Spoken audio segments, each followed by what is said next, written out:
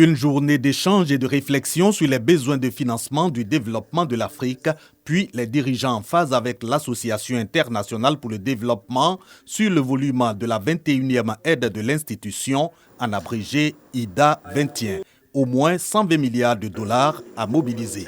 Je me réjouis de l'accord d'Abidjan qui appelle les dirigeants du G20 et d'autres pays partenaires à soutenir le développement de l'Afrique en s'engageant dans le cadre de la 21e reconstitution des ressources de l'IDA. Ce plaidoyer du Premier ministre au regard des défis à relever, 9 prioritairement, dont l'emploi des jeunes. Le premier défi est lié aux conditions de financement, y compris la problématique de la notation de nos pays qui doit être adaptée pour mieux prendre en compte tout le potentiel qui est le nôtre.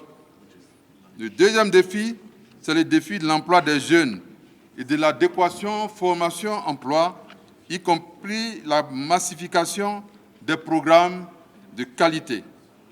Le troisième défi, c'est le défi de l'enseignement technique et professionnel pour marier formation et emploi. Le quatrième défi est lié à la mise en place des guichets spécifiques alliant souplesse et prise en compte des difficultés de la jeunesse dans le financement. En plaidant pour la mobilisation des partenaires au développement autour de l'IDA 21, le chef du gouvernement ivoirien engage les États et la Côte d'Ivoire en particulier aux réformes économiques. Objectif, croissance économique, question au centre de la table ronde des chefs d'État et de gouvernement.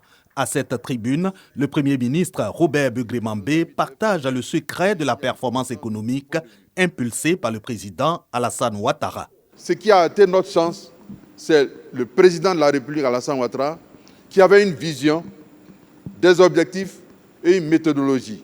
Et cette méthodologie a permis que nous mettions en place des programmes spéciaux pour les jeunes, que nous avons appelés le PJGouv, et pour donner un schéma très simplifié.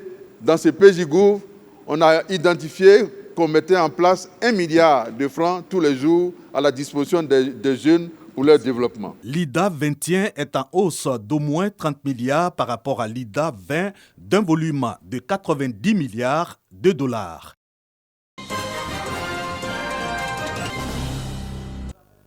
Réunissant environ 80 participants venus de 12 pays sahéliens et côtiers, cet atelier a été l'occasion pour les dirigeants des organisations faîtières du secteur de l'élevage de se pencher sur les difficultés croissantes que rencontrent les communautés pastorales.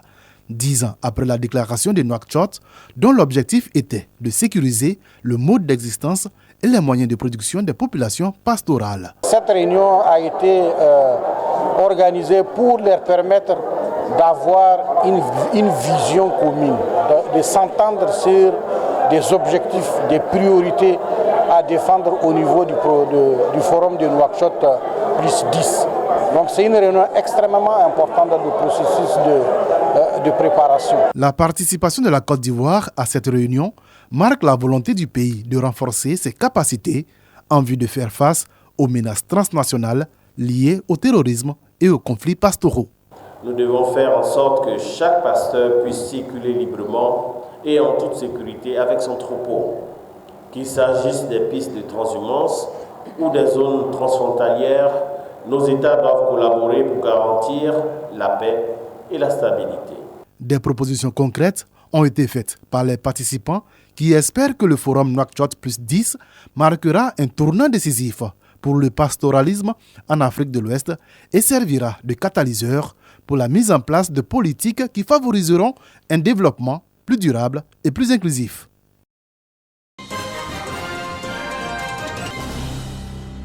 Des professionnels de l'industrie cinématographique réfléchissent sur l'industrialisation du cinéma en Côte d'Ivoire à l'occasion de la 4e édition du Salon du cinéma au féminin, plateforme de valorisation des talents féminins dans le 7e art. Le salon a été créé pour accompagner les jeunes, surtout les jeunes filles qui débutent leur carrière dans le milieu du cinéma. Nous les accompagnons à mieux se positionner de manière professionnelle. Le thème d'aujourd'hui nous interpelle. Il est très important d'avoir ce genre de rencontre-là parce que l'industrialisation va justement se faire grâce à tous ces films qui passent à la NISA. Aujourd'hui, il y a des femmes derrière la caméra, des femmes réalisatrices.